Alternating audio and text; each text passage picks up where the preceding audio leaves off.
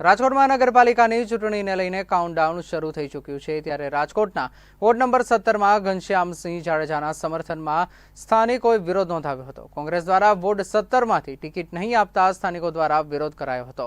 અમારે ઘનશ્યામસિંહ જોઈએ, જો તેમને ટિકિટ નહીં આપવામાં આવે તો મતદાનનો બહિષ્કાર કરીશું તેવું સ્થાનિકોએ જણાવ્યું હતું।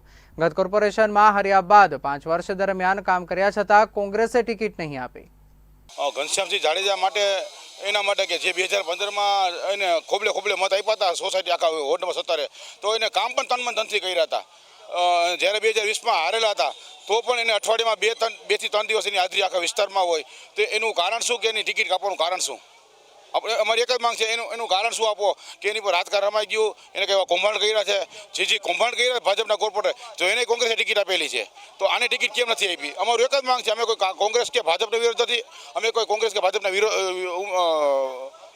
ઉમેદવાર કે હોદ્દેદાર નથી।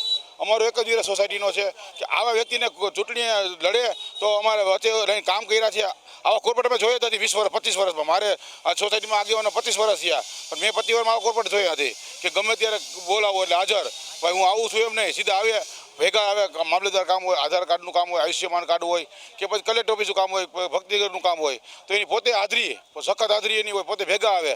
કોઈ પણ બહેનો હોય ભાઈઓ હોય ગમે તેનો ફોન જાય એક પણ ડેરીને ઘનશ્યામ જાડેજા નહીં ઓળખતા હોય તો અમે બધા વિરોધ કરીએ, કોઈ મતદાન દેવા નહીં જાય એ અમારી ગેરંટી છે। અમારે કોઈ પણ તમામ આગળ સોસાયટી આગેવાને બોલાવ્યા હતા, અત્યારે બધાને એક જ માંગ્યો કોઈ પણ ટિકિટ આપો, એ ઘનશ્યામથી ટિકિટ આપવા વિનંતી છે અમારી ઘનશ્યામ જાડેજાને।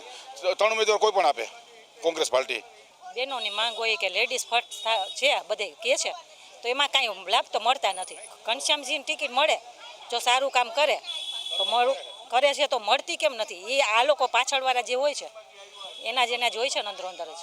અને ઘનશ્યામસિંહે અમારા લગભગ ગમે ત્યાં ફોન કરી ત્યાં કામ કર્યા છે અને એને ટિકિટ કેમ નથી મળી?